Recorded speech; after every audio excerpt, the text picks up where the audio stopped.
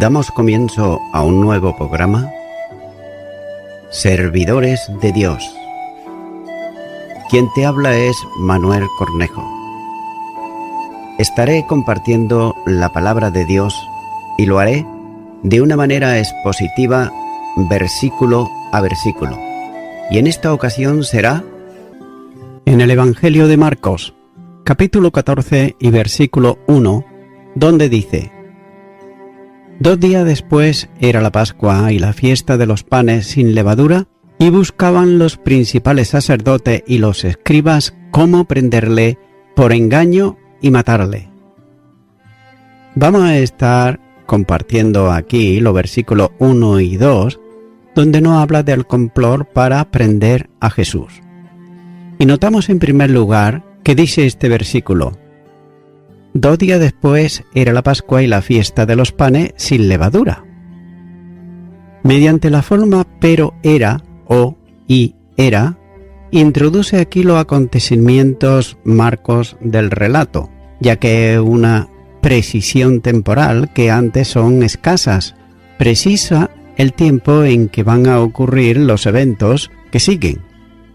Es por eso que Marcos hace ilusión al proceso que conducía a la celebración de una de las grandes solemnidades de Israel, como era, por ejemplo, la Pascua, y como así señala en el Antiguo Testamento el libro de Éxodo, capítulo 12 y los versículos 1 al 14. Y esto quiere decir que la celebración tendría lugar 2 días después de la reunión que tuvo con los 12 en el Monte de los Olivos, en donde le había hablado de lo que tendrá lugar en la tribulación, antes de su segunda venida. Y note cómo la Pascua era el núcleo de un tiempo llamado de los ácimos, o de los panes sin levadura, cuya festividad duraba 7 días. La Pascua era la principal festividad de Israel y comenzaba con el día 10 del mes de Nisán o Adit, en donde se celebraba el Cordero Pascual que se sacrificaba y comía en el mismo día, como así señala, por ejemplo, en Éxodo, capítulo 13, versículo 14, capítulo 34, versículo 18, y también el libro de Esther, capítulo 3, versículo 7. Y seguido a la Pascua estaba el tiempo de los panes sin levadura, que se extendía hasta el día 21 de ese mismo mes, que correspondía en un nuevo calendario, es decir, de marzo hasta abril, según el año y las lunas. Nisán era el primer mes del calendario judío y el día 14 coincidía siempre con noche de luna llena, cuyo tiempo no puede haber eclipse de sol. El día 10 cada familia debía separar un cordero, un cabrito o macho de 1 año sin defecto alguno. Cuando la familia era pequeña, para consumir solo el animal seleccionado podía unirse a otra o a otras para que el cordero fuese suficiente, ya que era en recuerdo del día en que el Señor hirió a los primogénitos en Egipto y liberó a su pueblo de la esclavitud. Con la sangre del cordero se untaba también en los postes de las puertas y el dintel de las casas. El cordero tenía que ser asado y comido con hierbas amargas y panes sin levadura. También el padre de familia, quien presidía la celebración de la Pascua en su hogar, y en esa ocasión los hijos podían formular preguntas sobre la razón de ese ritual y cómo Moisés había establecido, el padre les daba el significado. Y en esa explicación se recargaba la intervención de la gracia de Dios que con su amor y fidelidad, cumpliendo las promesas dadas a los padres de la nación, intervino para rescatar a su pueblo.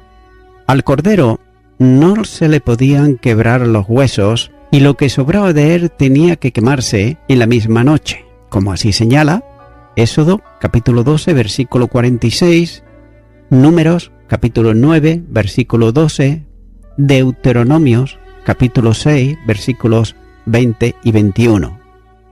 Y cuando ocurría en alguno una razón excepcional que no le permitía celebrar la Pascua en la fecha establecida, podía hacerlo en el segundo mes. Pero quien sin impedimento alguno no la celebraba se consideraba como un acto de rebeldía contra lo establecido por Dios, incurriendo en pena de muerte, como dice Números capítulo 9 y los versículos 6 al 14.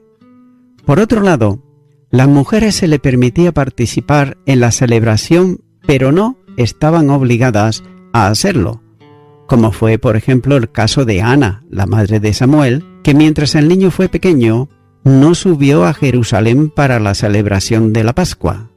Y así señala el primer libro de Samuel, capítulo 1 y los versículos 22 al 24.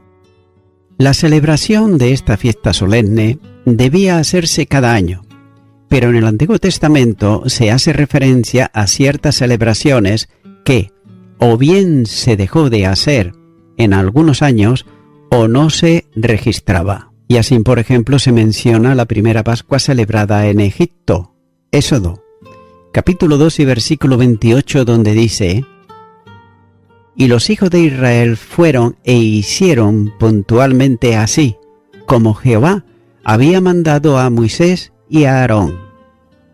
Y también tuvo lugar en el desierto del Sinaí. Números, capítulo 9, versículo 11 dice: «En el mes segundo, a los 14 días del mes, entre las 2 tardes, la celebrarán. Con panes sin levadura y hierbas amargas las comerán».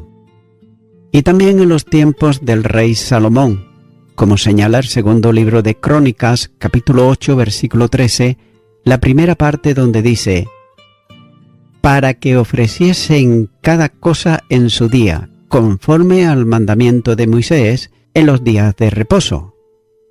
Y también se puede notar como en los días de Ezequías también se celebraba, como señala el segundo libro de Crónicas, capítulo 30 y los versículos 1 al 22.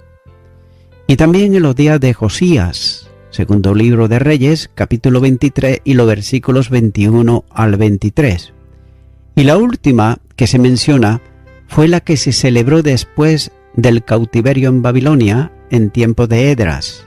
Esdras, capítulo 6, versículos 19 al 22. Pero luego del retorno de la cautividad y de forma especial en el tiempo de la vida de Jesús, la Pascua se celebraba todos los años, de manera que se dice que la familia del Señor. Lucas, capítulo 2 y versículo 41 dice: «Iban todos los años a Jerusalén en la fiesta de la Pascua». Note cómo los discípulos de Jesús habían acudido con él a la celebración de la Pascua, como cientos de peregrinos que de todos los lugares de la nación acudían también por el mismo motivo. Notamos que el término Pascua significa pasar por harto, y en alguna medida, usando un lenguaje figurado, preservar o también mostrar misericordia. En esta ocasión, la Pascua, expresión de la gracia divina y benevolente de Dios, iba a revestir una importancia capital en la historia humana, porque en ella sería entregado el Cordero de Dios que quita el pecado del mundo, como así dijo Juan el Bautista en el Evangelio de Juan, capítulo 1 y versículo 29. El relato pues comienza 2 días antes de la celebración de la Pascua, esto es, el día 2 de Nisán. En el año 30, el 14º día del mes de Nisán fue un jueves y el 15º viernes, aunque la expresión de Marcos es un tanto ambigua, ya que el cómputo del tiempo por los judíos se establecía desde el anochecer de un día, de modo que podía contarse como 2 días, lo que en realidad era un día y parte de una noche. Es por eso que la cronología de los acontecimientos era esta. Y note, el día 14 de Nisán se mataba el cordero y se comía el cordero. Y esa noche, jueves, que ya era el día 15, día de la Pascua, se producen los acontecimientos de Getsemaní y el arresto del Señor. Y el viernes de madrugada es conducido al Sanedrín y ese mismo día por la mañana llevado a Pilato. Y también ese mismo día viernes fue crucificado, como dice Marcos capítulo 15 y los versículos 1 al 25. Notamos también que la crucifixión tuvo lugar antes del sábado, como señala por ejemplo Marcos capítulo 14 versículos 42 y 43. De modo que la resurrección se produjo en el amanecer del domingo, primer día de la semana, después del sábado. Mateo capítulo 28 versículos 1 y 5, Marcos capítulo 16 versículos 2 y versículo 6, Lucas capítulo 24 versículo 1, versículo 6 y Juan capítulo 20 versículo 21. También Marcos añade que le faltaban también 2 días para la fiesta de los ázimos, lo que es igual que panes sin levadura. Y note que esta era una fiesta establecida en la ley. Como señala en Éxodo capítulo 34 versículo 18, dice que la fiesta de los panes sin levadura guardarás. 7 días comerás pan sin levadura, según te he mandado en el tiempo señalado del mes de Abib, porque en el mes de Abib salites de Egipto. De modo que las 2 fiestas, la de la Pascua y la de los panes sin levadura, se enlazan. De otra manera, la Pascua daba entrada a la fiesta de los ázimos, como señala Éxodo capítulo 12 y los versículos 18 al 20. Continúa diciendo este versículo 3, y buscaban los principales sacerdotes y los escribas cómo prenderle por engaño y matarle. Podemos ver cómo los enemigos de Jesús habían tomado la determinación de matarle. Esto no era de aquellos días, sino que su decisión fue muy anterior, ya que para ellos, a los religiosos, Jesús les molestaba y mucho a los líderes, que veían mermada su posición y consideraban que sus fuentes de ingresos también estaban en peligro por las acciones y también la enseñanza de Jesús.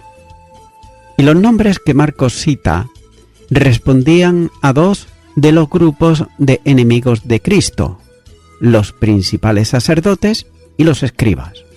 Estos eran sin duda miembros del Sanedrín, es decir, la Corte Suprema de Justicia con total autoridad en Israel.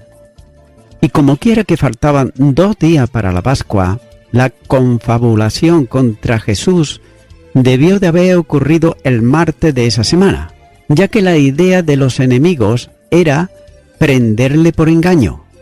Nota aquí que el término usado por Marcos para engaño tiene que ver con un señuelo de caza, es decir, un truco, una trampa. Y el objeto final de ellos era matarle, que como se dice antes, no era algo nuevo, como señala Marcos capítulo 3 versículo 6, también Juan capítulo 5 versículo 18, etc.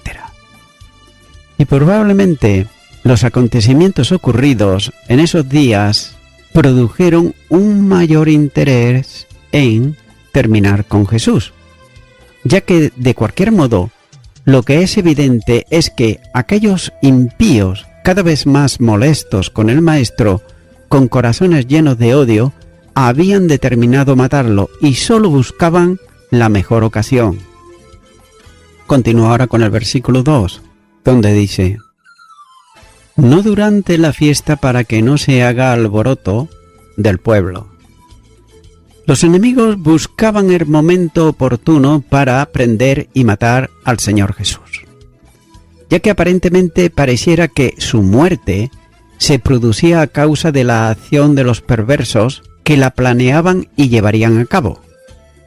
Pero sin embargo, y note esto porque es muy importante, no es posible dejar de tener presente que el Señor anunció esto a los suyos en varias ocasiones. Incluso, en forma un tanto velada, les había dicho en el mismo templo en Jerusalén, en Juan capítulo 2 versículo 19, destruir este templo y en 3 días lo levantaré.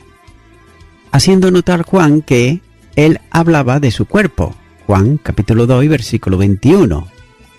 Y al comienzo del tiempo de su ministerio, había dicho a Nicodemo que, como Moisés levantó la serpiente en el desierto, así es necesario que el Hijo del Hombre sea levantado, para que todo aquel que en él cree no se pierda, mas tenga vida eterna. Juan capítulo 3, los versículos 14 y 15. También en sus enseñanzas parabólicas, la muerte estaba presente, ya que el buen pastor daría su vida por sus ovejas. Juan capítulo 10 y versículo 11 dice: Yo soy el buen pastor su vida da por las ovejas. Y también el versículo 15 de este mismo capítulo 10 dice: Así como el Padre me conoce y yo conozco al Padre, y pongo mi vida por las ovejas. Últimamente lo había hecho en forma directa en la parábola de los labradores malvados, en Marcos capítulo 12 y los versículos 1 al 9. También a lo largo de su ministerio habló muchas veces a lo suyo de la razón de su venida, que no era para triunfar en el sentido en que los hombres así lo entendían, sino para dar su vida, y que su ministerio pasaba necesariamente por la muerte de cruz.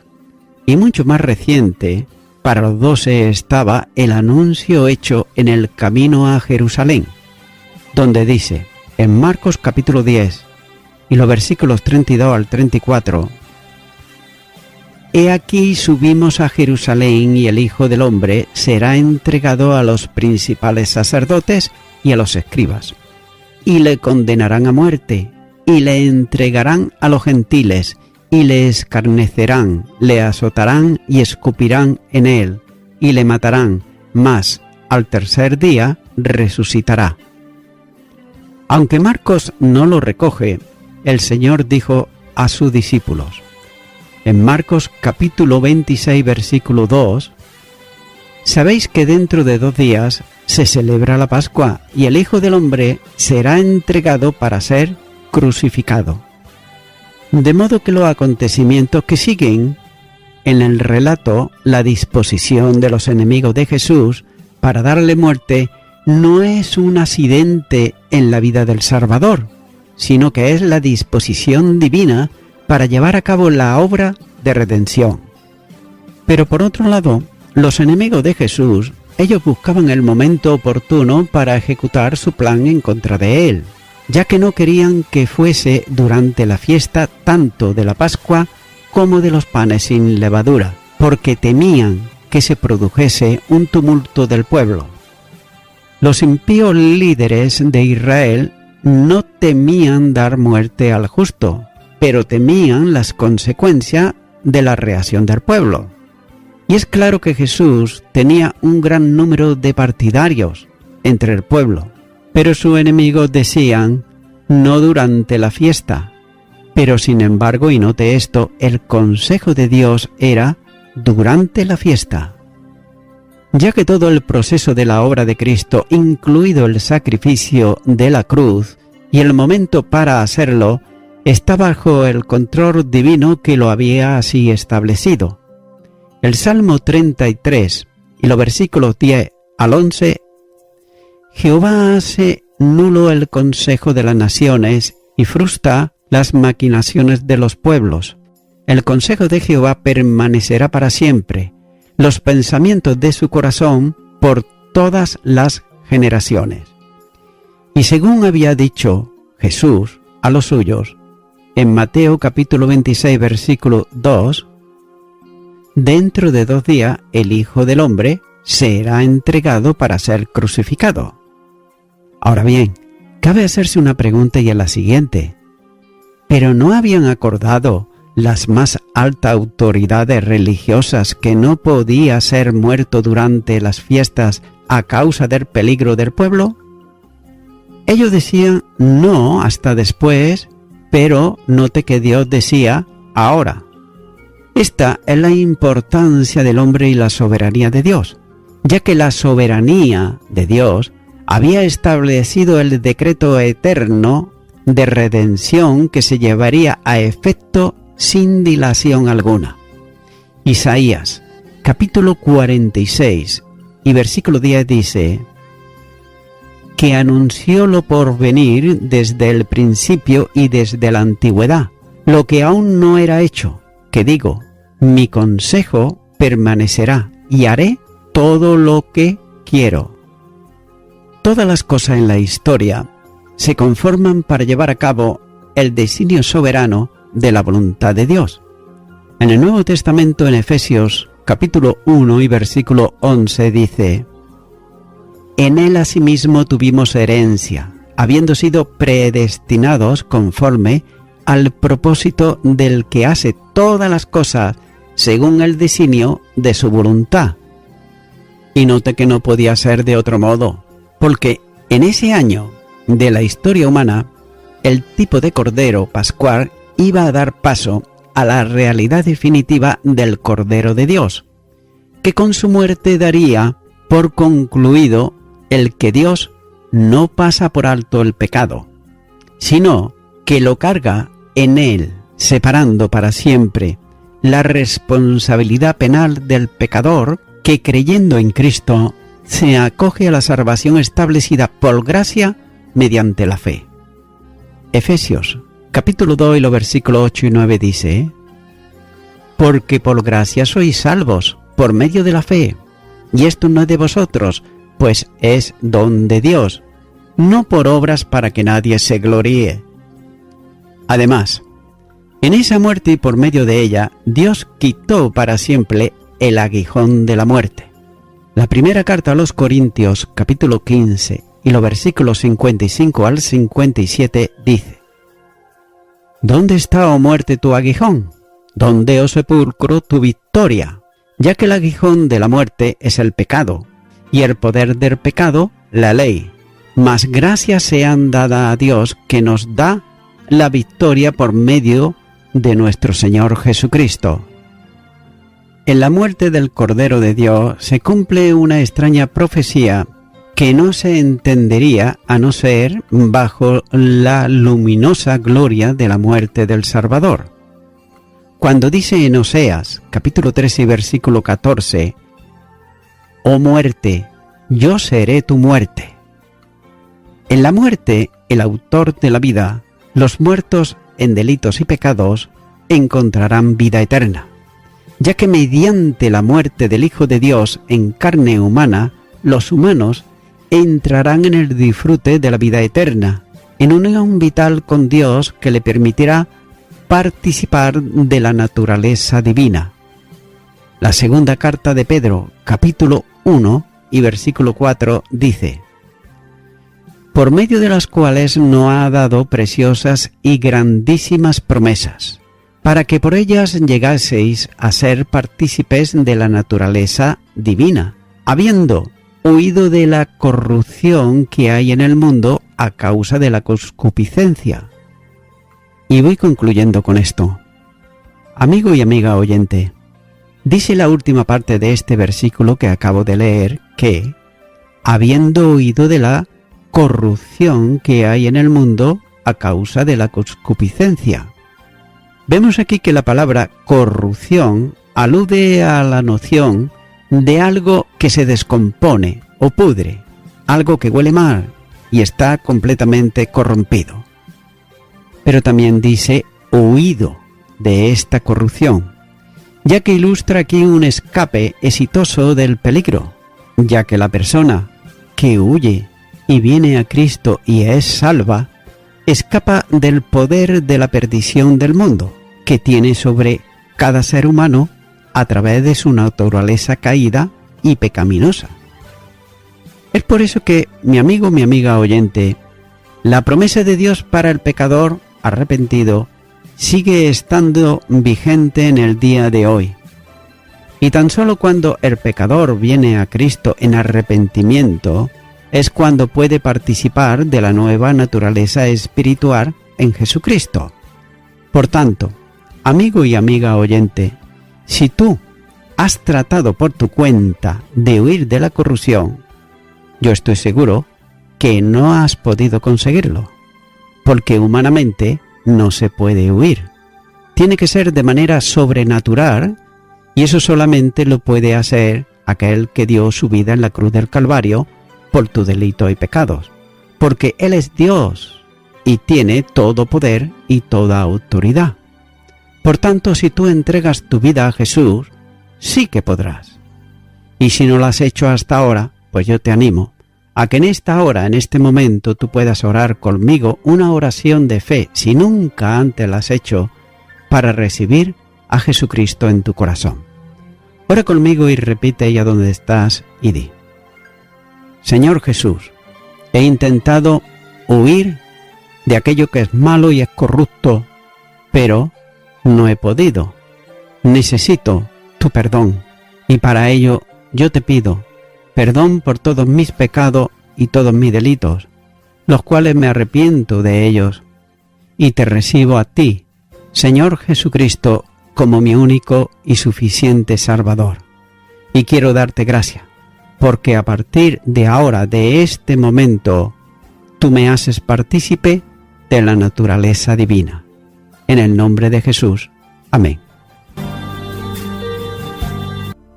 Amigo y amiga oyente, si tú has hecho esta oración de corazón, te recomiendo que comiences a orar a Dios, en primer lugar, en el nombre del Señor Jesucristo. Orar a Dios no es rezar, sino que es hablar con una persona. También te recomiendo que leas la palabra de Dios y lo hagas a diario. Comienza, por ejemplo, con el Nuevo Testamento. Y también, por último, te recomiendo que para que puedas crecer espiritualmente, te congregues en una iglesia cristiano-evangélica, donde se predique, se enseñe y se practique la sana doctrina y la palabra de Dios.